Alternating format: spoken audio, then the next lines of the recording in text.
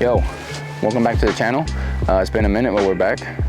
We've been doing other stuff, other projects, but we got some awesome stuff for you guys. Today we are working on not a forklift, but a Bobcat. Well, actually it's got forks, so technically it is a forklift. You've worked on that before?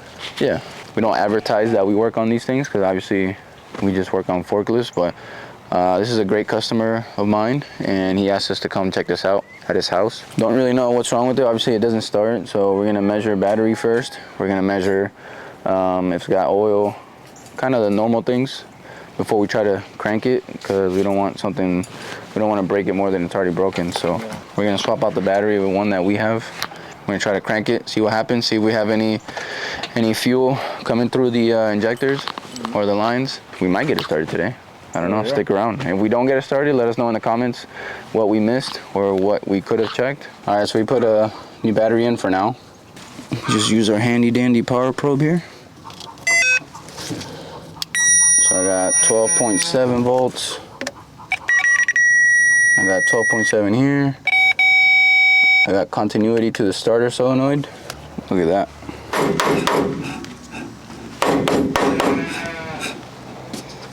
I mean, it says 521.22, so it's the same. Same maintenance. And it's only got 3,900 hours. Not bad. It's probably got 4,000 now, 4,000 something. For the age of the equipment, these what are these, S150s? They're pretty bulletproof, I think.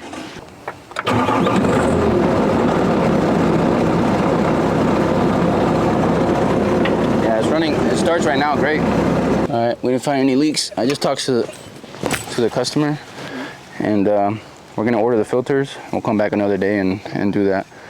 It's gonna just be a lot easier that way. Yeah. So yeah, that's it for here. Not much else we could do here. We got it started pretty easy. That was gonna be harder than this. Can you get parts for Bobcats, like an actual Bobcat? Yeah. Appreciate it, man. Adios. All right, I'll send this stuff to Tanner. He'll look it up for me. I probably could just call the dealer and get them, but he does a good job and he can work his magic and get them to me. If I can get everything from one supplier, I'd rather do that than have to call separate people. Yeah. So Tanner's the man, so he'll figure that out. We'll get those filters, we'll come back. That's it. Can you hear me? Yeah. For PMs, we always like to check everything first before starting. Obviously this one, the parking brake doesn't work, parking brake handle. So we'll either try to fix it or we'll just order a whole new one, we'll put it on. Look at this. And then you always got to make sure it's got a fire extinguisher. All the lights work. Make sure that this one does, the horn up here doesn't work, but it works here. So that's something else that we have to fix. Make sure the fans work. All the lights, will grease everything, oil change, clean everything. Look at that. Yeah. That's dirty, so nothing crazy today. Just make sure when you guys do PMs that you've checked everything and make sure there's no leaks.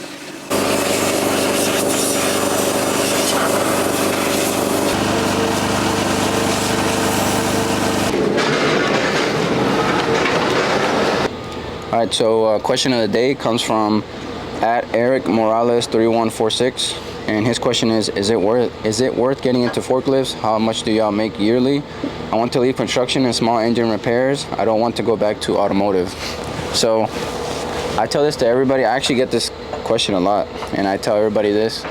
Forklift repair is, or just kind of forklift, medium heavy equipment or heavy equipment, to me, in my opinion, is like the best industry you can get to when it comes to being a mechanic and a technician, because you got everything in kind of a smaller unit. So if you don't want to work in automotive anymore, you can still work on engines on forklifts, whether it's an electric motor or a gas diesel engine.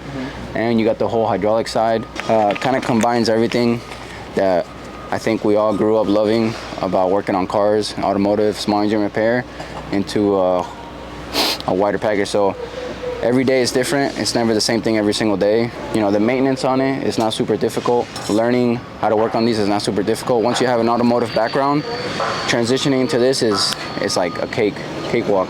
So once you get familiar with the equipment, it's a lot of fun. Diagnosing is a lot of fun. How much do we make a year? It really all depends on your experience level, right? Anybody with 5+ years of experience can make really good money. I'm talking about, you know, more than $30 an hour, up to $40 an hour. 100% recommend it to anybody who's leaving the automotive world and is getting tired of that. Transitioning to this is probably the best you can do. Best career choice I ever made.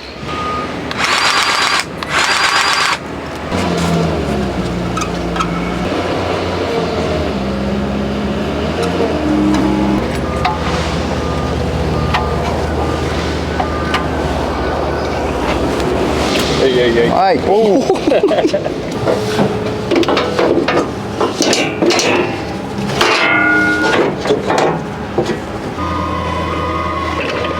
We're headed down to Marco Island, and we had a little detour today. This is an emergency call. It's actually a new customer, and they got a Crown, LPG Crown, and it said it's got transmission issues where it's slipping when the transmission warms up. So that can be one or two things. Either, well, it could be a few things, but more than likely, either the forward or reverse drums have some kind of damage to them, or the discs, friction discs, are too worn out. We'll have to see. I'm gonna ask him when we get there, is the forward, does it have problems going forward or problems going reverse? We'll check the fluid levels. We'll check to make sure like all the solenoids for forward and reverse are working well. It could be something like that maybe like the solenoid isn't working correctly, and when it gets hot, it probably shuts off. It's pretty expensive to rebuild a transmission. Right now, lead time is probably like a week or two. Yeah, these situations are a little tough. You have to figure out what the customer needs, what kind of solutions you can give them. Then from there, you can kind of figure out what you can do, right? Whether it's just try to sell them another equipment, right? You can say, hey, this is going to cost you $6 to $10 grand to fix the transmission, or you can invest that money into a newer lift, right? Hopefully a Toyota.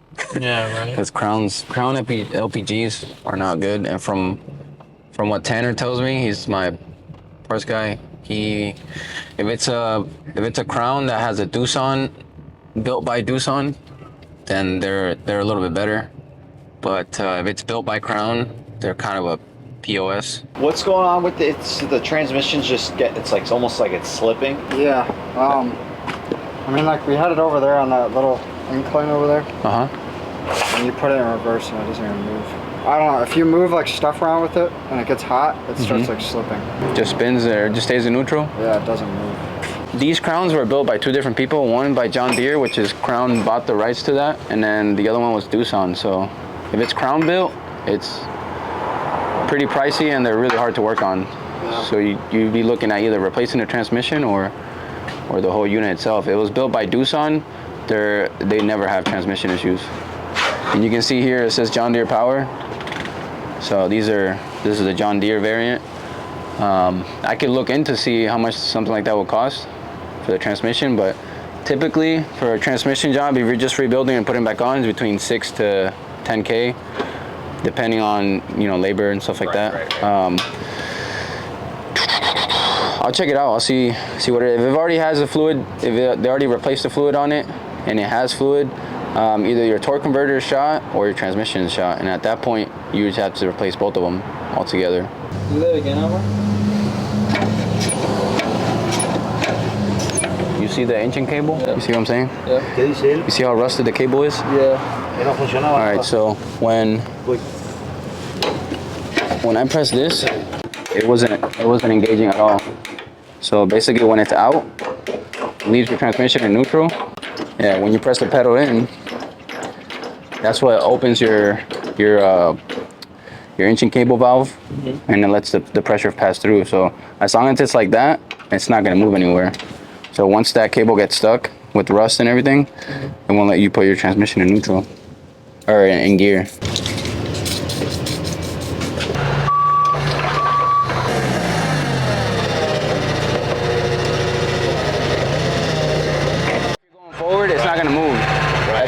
got this pedal down, but it's closing the valve, your neutral valve. Okay. Once you're there, you're good to go. Okay. So I put a whole bunch of penetrant all through there, and now it's moving fine. Okay. So I don't know if for whatever reason, when you guys were braking or stopping or something like that, this was getting stuck down, and maybe that's what was causing it. It was just probably thinking that was in neutral the whole time. Gotcha. Now I'm trying to rev it up, and I'm trying to get it to get warm to see if it'll do it while I'm here. Yeah. As of right now, it does have fluid. Now they put hydraulic fluid in there, which is I think that's what it takes. Because a manual brake, which is here, to disengage the parking brake in case this ever goes out, it takes hydraulic fluid. So.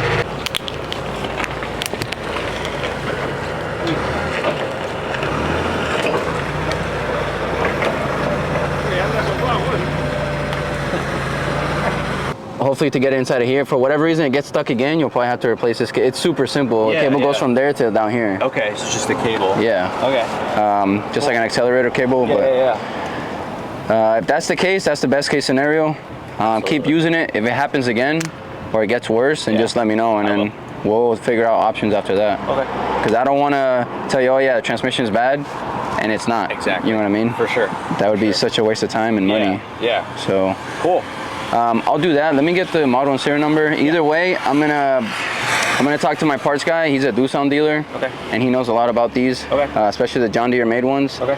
And I'm gonna just go over a few things with them. We're live. Live action. The rain got us today. Yeah. We had to end a little early, but that's it for us today. We'll keep you updated on that transmission, crown transmission, see if that solved the issue. We'll have to wait. That's it for today. Thank you guys for following along, liking, subscribing. Please follow me on Instagram at @theforkliftguy_. And like always, I say, what do I always say? I think, spend time with your family, and God bless. I'm about to kill this wasp with this brake cleaner. Oh, get out of here, boy.